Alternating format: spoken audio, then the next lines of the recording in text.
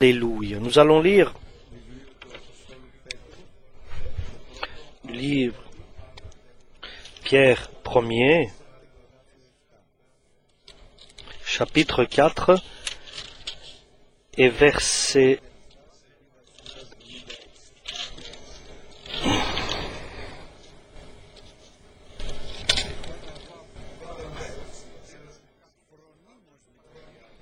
Donc, toute chose peut s'arrêter, est à la fin. La fin de toute chose est proche.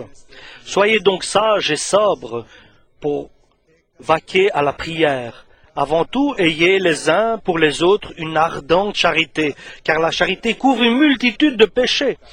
Exercez l'hospitalité les uns envers les autres, sans murmurer, sans murmure, comme de bons dispensateurs des diverses grâces de Dieu. Que chacun de vous se mette au service des autres, le don qu'il a reçu. Si quelqu'un parle, que ce soit comme en annonçant les messages de Dieu. Si quelqu'un remplit un ministère, qu'il le remplisse selon la force de Dieu, comme Dieu communique avec les siens. C'est la parole pure. Parce que la fin de toute chose est proche, comme nous dit la parole ici. Donc, soyez donc sages et sobres, et vaquez à la prière. Occupez-vous d'être à la prière, et ayant un amour, une charité, un amour ardent envers les autres, envers les frères. Lorsque tu pries pour ton frère, tu vas voir comment l'amour en toi augmente et remplit ton cœur. Tu vas voir comment ton cœur prend feu de cet amour lorsque tu pries pour ton ennemi, pour ton frère. Lorsque tu vois que demande à Dieu que Dieu bénisse tes frères. Et tu verras comment tu seras béni toi-même. Avec sincérité, bien sûr. Nous parlons. Lorsque nous remplissons du Saint-Esprit, notre cœur est rempli de joie. Lorsque tu es différent avec quelqu'un, au lieu de t'asseoir et parler avec cette personne, va d'abord prier, va d'abord préparer cette discussion, parce que nous savons que la charité et l'amour couvrent une multitude de péchés. Ce que Dieu désire, c'est que chacun, selon la grâce qu'il a reçue, ou bien ce qu'il a de naturel et de spirituel, qu'il serve, qu'il soit au service. Et ça, c'est le grand mystère. La grâce que Dieu a fait à toi, c'est que tu puisses servir les autres. Ça, c'est la grande grâce. Pas pour que tu l'utilises ainsi, comme cela, comme toi tu le veux, mais ce que tu as reçu comme don, si tes champs ont été fertiles, tu dois servir cela à Dieu. Il t'a donné des dons spirituels, tu dois servir les autres. Pas dire c'est pour moi, ah, c'est à moi, ça m'appartient. Non, c'est pour servir les autres ce que tu as reçu. Mais ce que tu as reçu, tu dois dire c'est à Dieu, il me l'a donné pour servir mon prochain. Celui qui est proche de moi, celui qui est à côté de moi. Et cela est très important et que Dieu nous le donne bien à comprendre. Nous sommes à l'œuvre du Christ. Cette œuvre n'est pas à nous. Cette œuvre ne t'appartient pas. Tu travailles pour tes enfants, mais ces enfants ne sont pas à toi. Ils ne t'appartiennent pas à l'éternité. Rien n'est à toi. Et ce que Dieu nous a donné, il nous l'a donné pour servir les autres. Et alors, nous serons de bons administrateurs. Nous pourrons bien faire une bonne gestion de ce que nous avons bien utiliser ce que nous avons. Et nous sommes parfois fiers de tout cela. Alors nous avons perdu le jeu, comme nous avons dit. Dieu nous a donné, la femme nous a été donnée pour la servir. Hier, c'était un des meilleurs jours de ma vie. Les diacres étaient réunis et Dieu nous a guidés à faire une confession des femmes. Et je peux dire que c'était un miracle, comment Dieu a utilisé les femmes pour apporter leur mari dans l'œuvre du Seigneur. C'est incroyable. C'est-à-dire, ceux qui entendaient, et nous voyions ceux qui écoutaient, moi je pleurais en moi-même. Et je voyais une main invisible qui agissait du début. Beaucoup bien avant qu'ils viennent à l'église, que cette main agissait avec un but, d'apporter des personnes pour que ces personnes puissent servir Dieu divin, et que le mari puisse servir la femme et la femme le mari, et ensemble servir Dieu et le Seigneur. C'était un miracle, je peux vous dire, hier.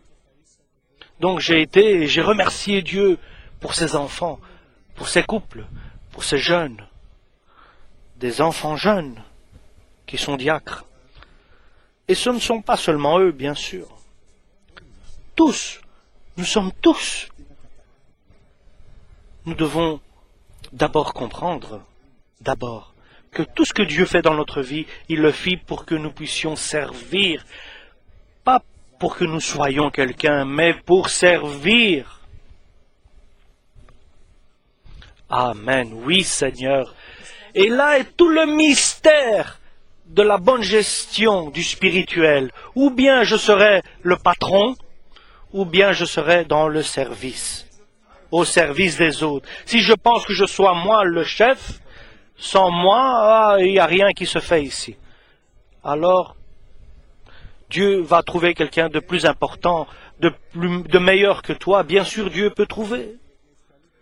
Et vous savez pourquoi il a quelqu'un de meilleur? Parce que c'est Dieu qui les fait comme ça. Ils ne sont pas meilleurs, mais Dieu peut les rendre meilleurs que toi pour t'humilier,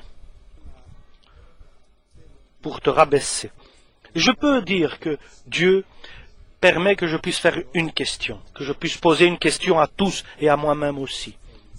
Frère, veux-tu, et sœur, veux-tu servir? C'est la question. Veux-tu servir, frère et sœur? Veux-tu être servante et serviteur de Dieu?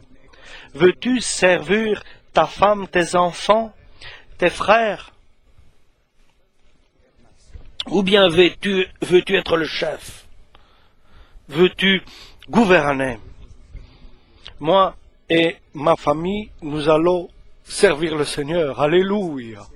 Lorsque je suis rentré au début dans l'église, j'ai vu des serviteurs et des servantes. Et j'ai dit, Seigneur, fasse que je devienne aussi un serviteur et que ma famille ensemble nous servions à toi par rapport avec les autres.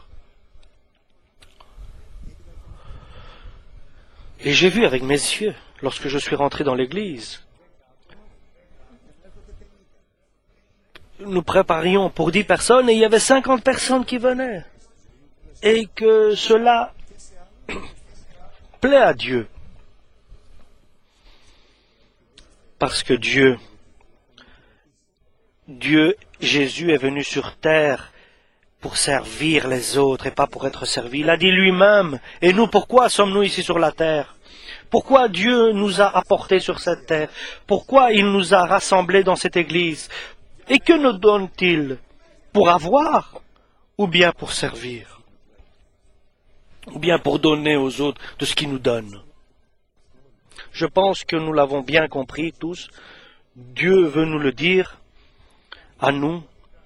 Tout ce que nous faisons, quoi que nous fassions, à partir de maintenant et après, quoi qu'il se fasse, où que nous soyons, que nous ayons un but dans notre vie, un objectif. je suis un serviteur de ma femme, de mes enfants, de mes frères, rien d'autre. Et autant je suis un serviteur, alors je suis un bon gérant. J'ai une bonne gestion de ce qui m'a été donné. Et je vais m'occuper de celui qui est proche de moi, l'œuvre que Dieu me donne, ce que Dieu me confie. Je vais servir ce que j'ai, ce qui m'a été donné pour servir. Tu n'es rien d'autre, frère, et nous voulons pas être quelque chose d'autre. Non, je veux rien être d'autre. Aujourd'hui, à partir d'aujourd'hui, avant je pensais autrement, mais à partir d'aujourd'hui, je veux être un serviteur de Dieu. Et lorsque je vois l'autre et je me dis, je suis son serviteur. Je vois les situations des autres, je suis un serviteur pour eux. C'est-à-dire, en vérité, un serviteur du Christ. Lorsque je vois quelqu'un qui a soif, je vais lui donner à boire, je suis un serviteur.